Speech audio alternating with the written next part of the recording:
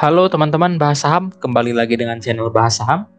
Pada kesempatan kali ini saya akan membahas salah satu emiten yang kira-kira belakangan ini menjadi cukup hype ya teman-teman investor, dan mungkin cukup viral juga karena emiten ini memiliki fundamental yang bagus dari sisi laporan keuangan dan lain sebagainya, tetapi harga sahamnya sepertinya mengalami penurunan terus.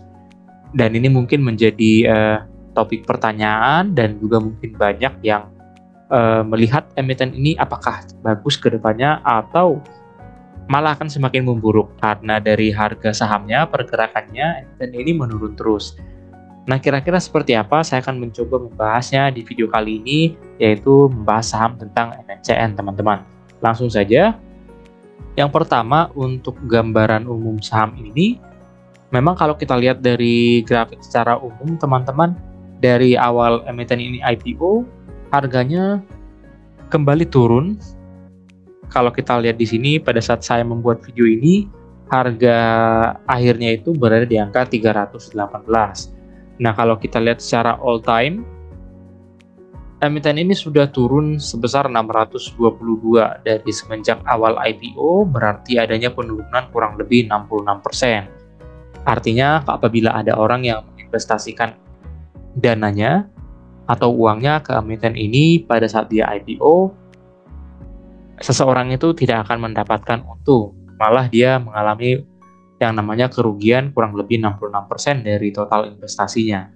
Nah, memang kalau kita lihat teman-teman investor, emiten ini pernah mencatatkan harga tertingginya itu di tahun 2013, bahkan sampai dengan tahun 2015. Nah, semenjak saat itu, emiten ini mengalami penurunan harga yang saya rasa cukup signifikan, sampai dengan pada saat posisi saya membuat video ini pada tanggal 4 Maret 2024, emiten ini menuju harga 318. Nah, ini menjadi pertanyaan, apakah fundamentalnya sebenarnya bagus? Nah, itu yang akan saya coba bahas di emiten ini. Apakah memang penurunan harga saham yang cukup signifikan ini tidak sebanding dengan fundamentalnya, atau bahkan ini menjadi suatu anomali yang mungkin bisa menjadi peluang bagi kita teman-teman investor. Nah, langsung saja kemudian ke analisis fundamental. Seperti biasa, saya akan mencoba membahas beberapa kondisi fundamental seperti laporan keuangan dan juga kondisi fundamentalnya. Yang pertama dari laba. Untuk laba bersih emiten ini sebenarnya cukup bagus ya teman-teman, walaupun memang pada tahun 2023 pada saat saya membuat video ini dia baru mengeluarkan laporan sampai dengan kuartal ketiga di tahun 2023. Nah, kalau kita lihat secara historisnya ya, dari tahun 2018 sebenarnya cukup bagus ya, dia mencapai angka kurang lebih 1 triliun, kemudian di 2019 naik menjadi 2 triliun, dan yang tertinggi memang di tahun 2021 mencapai 2,3 triliun. Kalau tahun 2020 itu terjadi karena adanya pandemi, makanya labanya menurun. Dan memang di tahun 2023 bisa saya katakan emiten ini pencatatan labanya itu sangat kurang bagus ya teman-teman, karena sebelumnya dia mencapai angka kurang lebih di atas 1,5 triliun, dan kalau saya proyeksikan di tahun 2023 secara annual nanti di kuartal keempat bisa saja dia tidak akan mencapai angka 1,5 triliun teman-teman, karena kan memang cukup drastis penurunannya. Nah, kira-kira hal-hal apa saja yang membuat penurunan laba ini? Di sini saya ada mengambil laporan keuangan kuartal ketiga di tahun 2023, dan di sini hal yang saya lingkari itu jelas terlihat teman-teman investor, karena dari sisi pendapatan usahanya dia memang mengalami penurunan secara keseluruhan. Walaupun memang di sini secara iklan digital meningkat sangat sedikit dari 1,903 triliun menjadi 1,916. Tetapi secara overall dari pendapatannya, kalau kita total pada bagian jumlah itu, dari yang tahun sebelumnya di kuartal ketiga, kuartal yang sama mencapai angka 7,3 triliun, sekarang menurun menjadi 6,048 triliun, kurang lebih ada penurunan 1,3 triliun teman-teman investor. Nah, beberapa pos-pos pendapatan seperti digital maupun non-digital di sini terlihat memang adanya penurunan teman-teman. Kemudian dari sisi konten juga menurun, dari subscription juga menurun, dan hal-hal lain itu terlihat menurun. Jadi kurang lebih memang ada penurunan pendapatan sebesar 1 triliun. Hal inilah yang mengakibatkan secara langsung penurunan laba tadi yang kurang lebih juga menurun hampir lebih 1 triliun, teman-teman. Nah, ini perlu menjadi pertimbangan bagi teman-teman investor, karena kalau kita lihat ya, dari sisi pendapatannya, memang dari sisi pendapatan digital yang kita tahu sekarang sudah banyak beralih ke platform-platform digital, dan salah satunya MNCN ini merambah juga ke arah platform digital. Tapi kalau kita lihat di sini dari pendapatan usahanya dari sisi iklan digitalnya tidak terlalu nendang kenaikannya, teman-teman, karena kurang lebih naik 10 miliar. Nah, kemudian dari non digitalnya ini bahkan menurun signifikan, yang sebelumnya mencapai 4,4 triliun turun kurang lebih 1 triliun maksud saya, teman-teman, menjadi 3,3 triliun. Ini yang sangat signifikan sekali penurunannya, karena memang mungkin diakibatkan sudah mulai beralihnya masyarakat yang dulunya menikmati media itu dari emiten MNCN ini. Mungkin terjadi pengurangan karena sudah mulai adanya platform-platform digital seperti YouTube, Netflix, dan juga lain sebagainya, teman-teman. Jadi orang mungkin kebanyakan sekarang sudah mulai meninggalkan yang namanya televisi ya, teman-teman. Walaupun secara digital juga MNCN ini memiliki platform yang tidak kalah bersaing seperti misalnya RCTI Plus dan lain sebagainya. Tapi saya rasa dari laporan keuangannya ini terlihat bahwasanya untuk segmen ataupun platform digital tersebut belum bisa memberikan pendapatan yang cukup nendang terhadap emiten ini. Nah, kemudian untuk historis ekuitasnya, kalau ekuitas ini saya rasa bisa cukup bagus dikatakan, teman-teman investor, karena dari tahun 2018 emiten ini signifikan terus dalam hal kenaikan ekuitas, dan rata-rata kenaikan ekuitasnya juga mencapai angka 18%. Jadi ini bisa dikatakan sangat-sangat bagus, teman-teman, karena dari sisi ekuitasnya dia bisa meningkat kurang lebih rata-rata 18% per tahunnya. Dan pada saat di tahun 2023 saja, kuartal ketiga, dia sudah mencapai angka 19 triliun. Nah, begitu juga dengan utangnya. Kalau kita lihat dari sisi historis, di sini utang dari MNCN ini mengalami penurunan secara signifikan dari periode ke periode, teman-teman.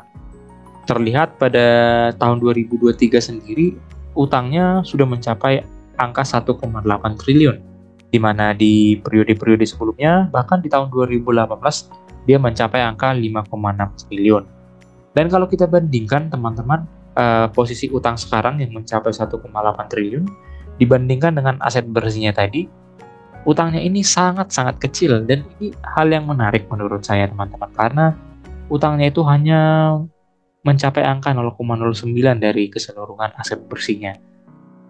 Nah, kalau kita lihat dari sisi utangnya yang sangat kecil, saya yakin untuk masalah likuiditas ini tidak akan terjadi, teman-teman, untuk emiten ini.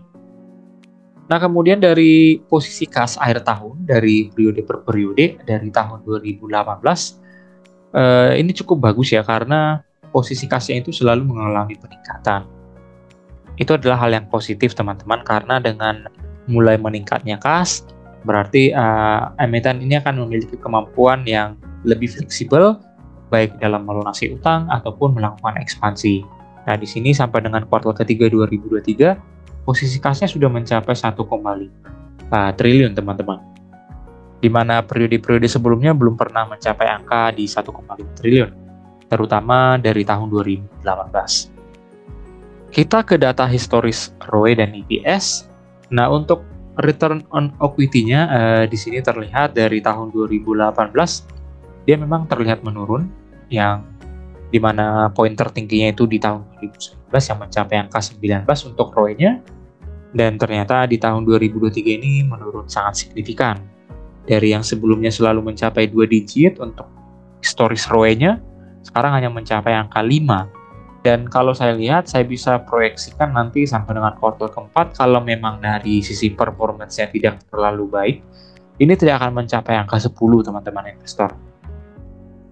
Dan kalau kita lihat secara rata-rata 5 tahun terakhir itu kenaikan ROE-nya itu berada di angka 5,81%.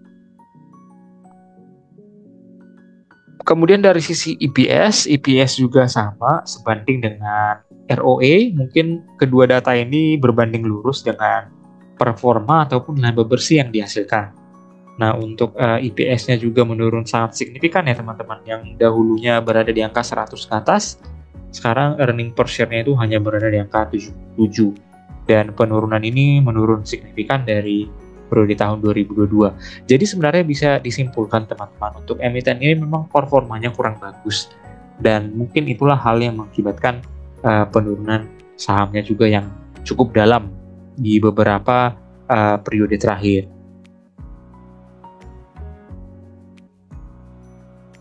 Nah, kalau kita lihat secara lebih jelas di sini untuk historis harga rata-rata sahamnya di tahun 2018 sampai dengan tahun 2022 dia masih berusaha bertahan di angka 1000, teman-teman.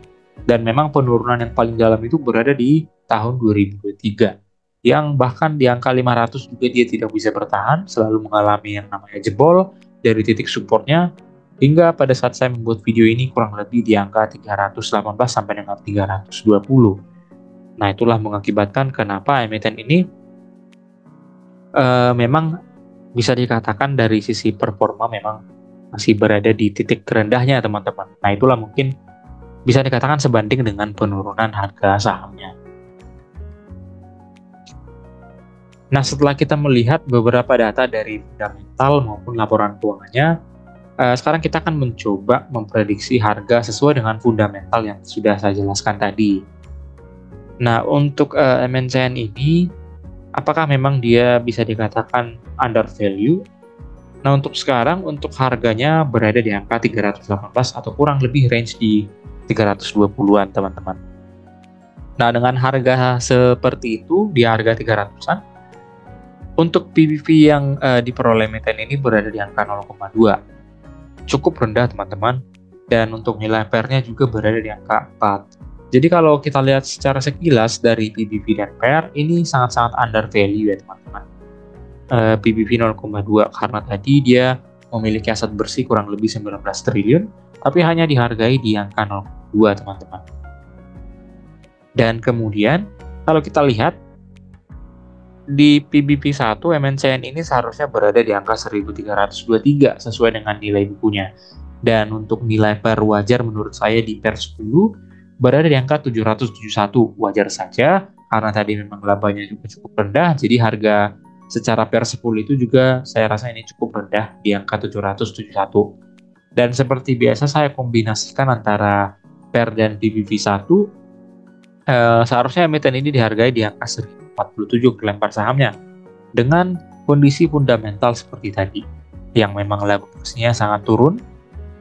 Jadi sebenarnya ini masih layak secara fundamental teman-teman berada dihargai di harga 1047 per lembar saham. Dan kalau kita lihat di harga sekarang di harga 318, menurut analisis saya pribadi mungkin berbeda dengan pandangan atau point of view dari teman-teman investor. Dari harga 318 itu saya rasa ini tidak wajar ya, karena cukup rendah sekali. Tidak wajar karena dia masih mencatatkan laba. Dan bisa saja memang nanti di tahun 2023 secara annual dia masih mencatatkan laba sampai dengan 1 triliun. Dan itu hal yang menurut saya tidak buruk teman-teman. Nah, itulah kenapa saya katakan emiten ini sebenarnya tidak wajar dihargai di harga sekarang di 318 karena secara fundamental dia masih mencatatkan laba teman-teman. Itu perlu diingat dan kita tidak tahu apakah ini memang permainan dari bandar ataupun pihak-pihak lain yang mungkin memiliki tujuan yang lain terhadap emiten ini. Apakah memang mengumpulkan barang di harga bawah atau memang keinginan dari bandar sahamnya yang menginginkan emiten ini ditarik sampai ke harga terendahnya. Dan kita tidak tahu, tapi secara fundamental menurut nilai kewajaran emiten ini memang seharusnya tidak wajar dihargai di angka sekarang, kurang lebih range 318 sampai dengan 320-an teman-teman. Dan kalau kita lihat secara historis juga, historis ini membandingkan nilai PBV dan PER yang pernah diraih emiten MNCN selama 5 tahun terakhir.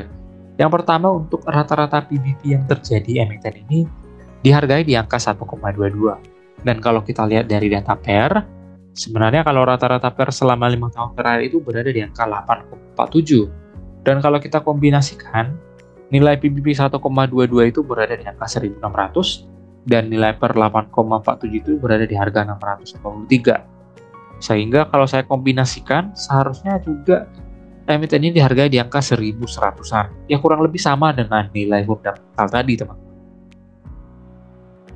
Sehingga potensial gain yang mungkin diperoleh dari harga 318 sampai dengan range 320-an itu kurang lebih 2 bagger, teman-teman. Nah, itulah saya katakan kenapa emiten ini memang sangat-sangat undervalue, teman-teman, kalau menurut saya pribadi. Karena kalaupun memang dia mencapai angka di 1.100-an, angka 1.100 itu saya rasa masih sangat wajar, ataupun berada di angka 1.000-an, teman-teman. Karena kalau kita lihat historis, emiten ini selalu dihargai di kurang lebih di angka 2.000, ataupun bahkan di atas 1.000-an. Jadi saya rasa tidak kecil kemungkinannya, atau kemungkinan untuk menuju ke harga 1.000 itu masih ada, teman-teman. Karena memang dia masih mencatatkan laba kurang lebih 1 triliun kalau prediksi saya sampai dengan kuartal keempat. Nah, bagaimana dengan pendapat teman-teman? Boleh di komen di kolom komentar nantinya. Nah, kita lanjutkan ke analisis teknikal secara grafik. Baik teman-teman investor, kita masuk ke analisis teknikal secara sederhana saja. Nah, di sini kalau kita lihat emiten ini di angka 322 ya secara real time sekarang pada saat saya membuat video ini. 322 ini kalau coba saya tarik garis ya teman-teman secara horizontal, apakah 322 ini memang pernah menjadi titik support? Nah, kalau kita lihat di sini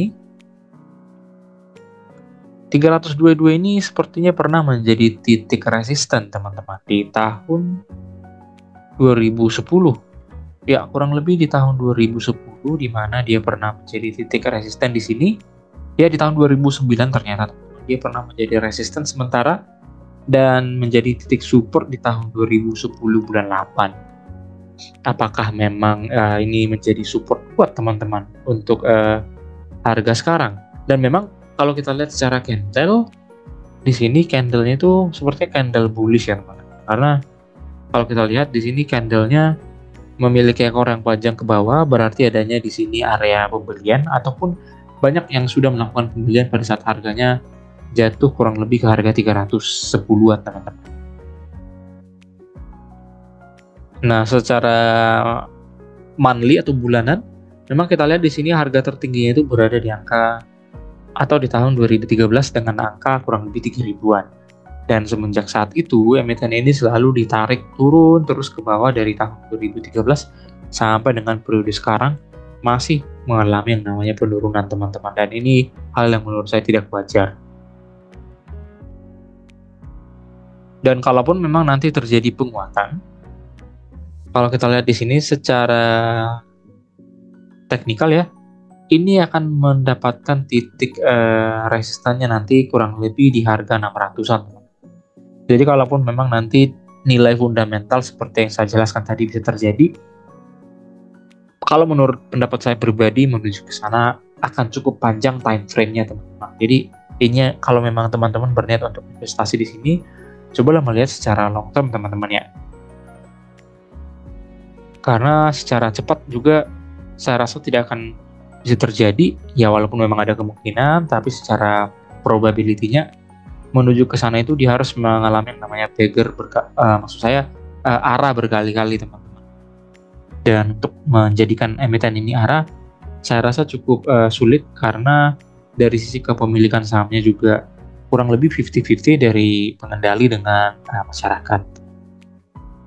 Dan kalau memang dia menuju ke harga 600, dia mungkin akan koreksi dulu. Dan kalaupun memang tembus, dia akan menuju ke angka 800 dan juga 1000-an. Tapi dalam waktu atau frame time yang cukup long term teman-teman. Baik, kita lanjutkan ke analisis sentimen atau beberapa news dari media-media secara eksternal. Nah, di sini ada beberapa news yang mungkin saya ambil untuk pembahasan video kali ini. Yang pertama perlu kita ketahui bahwasanya emiten ini memang sekarang itu kita belum tahu nih, karena di kuartal terakhir di tahun 2023 dia belum mengeluarkan laporan keuangannya.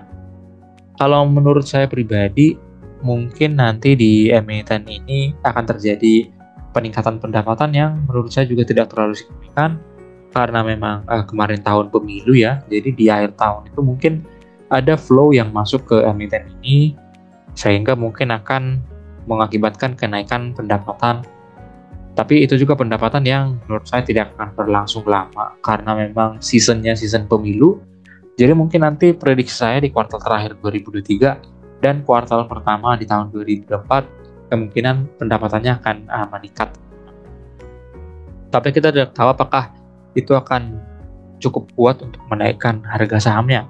Karena di sini juga di kuartal pertama juga kita tahu ini akan segera menuju di bulan Ramadan, teman-teman. Jadi untuk pendapatan iklan juga mungkin saya rasakan cukup meningkat dari sisi pendapatannya.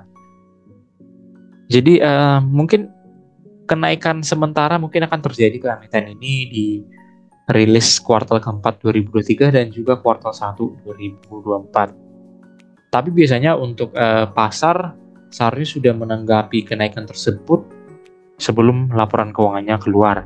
Nah, itu hal yang anomali, teman. Karena kalaupun memang mengalami peningkatan secara pendapatan ataupun performa di kuartal terakhir 2023 dan juga kuartal pertama 2024, kalau kita lihat kebiasaannya, emiten tersebut sudah seharusnya langsung dihargai secara harga pasar yang cukup tinggi, teman-teman. Seperti misalnya dulu Breeze, ketika dia masih ada isu-isu untuk merger dengan bank syariah lain, dia sudah diangkat untuk harga sahamnya. Nah, ini kita tidak tahu, ini juga masih belum pasti, teman-teman. Jadi mungkin bisa menjadi pedoman bagi kita. Dan kemudian yang kedua, untuk emiten ini kita tahu induknya itu saham BMTR. Salah satu pemiliknya adalah Pak Loh Keng Ho. Dan ternyata saham BMTR juga sama dengan saham ini yang juga mengalami penurunan cukup signifikan. Bahkan kalau saya lihat dari grafik BMTR sekarang, dia sudah mengalami yang namanya penurunan hampir menuju ke harga rata-rata emiten yang sudah dipegang Pak Loh Keng Ho. Dan itulah kenapa saya katakan terlalu anomali ya, teman-teman. Tapi kita tidak tahu bagaimana pasar meresponnya. Dan yang terakhir mungkin adanya isu merger antara MCN dan juga BMTR. Tapi kalau saya lihat untuk prosedur merger dan juga step-step yang akan dilalui emiten ini masih belum clear. Apakah memang merger itu bisa dilakukan di tahun ini? Karena dari tahun 2022 kalau saya tidak salah, news untuk merger antara BMTR dan MCN itu sudah sering digaung-gaungkan, tetapi untuk realisasinya masih belum terjadi hingga saat ini. Apakah memang nanti itu terjadi ketika harga MCN sudah menyerupai harga BMTR? Nah, itu saya juga kurang mengetahuinya, teman-teman investor. Tapi yang jelas, untuk emiten ini memang banyak pro kontranya pada saat ini, teman-teman. Karena dari sisi fundamental, dia cukup bagus, tetapi dari sisi harga saham, dia malah ditarik turun. Nah, mungkin banyak juga isu-isu dari teman-teman kalau saya membaca media-media yang berhubungan dengan saham, apakah memang karena pemilik sahamnya atau pengendali utamanya seperti Pak Haritanu ataupun pengendali yang lainnya memiliki kepentingan yang lain untuk emiten ini. Apakah memang ada hal lain yang mungkin kita investor tidak tahu, tetapi hal tersebut mungkin bisa menjadi bumbu-bumbu yang mengakibatkan emiten ini masih penuh misteri ke depannya, teman-teman. Apakah banyak teman-teman bilang memang akan kegocap, ataupun banyak juga yang masih optimis, seperti misalnya Pak investor kita, Pak Loh Keng Ho, masih optimis dalam hold saham induknya seperti BMTR dan tidak atau belum melepasnya sama sekali. Dan kalau saya melihat valuasi MNCN anaknya sendiri bahkan saya rasa sudah lebih under value dari BMTR sendiri. Dan itulah kenapa saya membahas emiten ini. Dan secara valuasi dari liabilitas juga secara utang dan juga hal lain, emiten ini jauh lebih menjanjikan saya melihat teman-teman. Karena dari sisi pendapatan juga, pendapatan yang disumbangkan untuk emiten induk lebih besar dari MNCN. Ya, walaupun memang MNCN memiliki anak perusahaannya lagi. Nah, jadi beberapa hal tersebut bisa menjadi referensi bagi teman-teman investor apakah memang emiten ini bisa menjadikan atau memberikan potensi yang cukup bagus ke depannya. Tapi tetap disclaimer on teman-teman, karena saya pribadi juga melihat emiten ini masih penuh misteri teman-teman, karena seharusnya dari fundamental yang bagus seperti ini sudah selayaknya dia harus dihargai, tidak wajar dihargai sekarang. Nah, tetapi semuanya balik lagi ke pendapat ataupun analisis yang mungkin teman-teman juga bisa lakukan terhadap emiten ini. Baik, mungkin sekian pembahasan mengenai emiten ini teman-teman. Kalau teman-teman investor memiliki pendapat atau komentar mengenai emiten ini, boleh di komen di kolom komentar dan boleh di-share, klik like dan subscribe untuk kemajuan channel Bahas Saham. Terima kasih.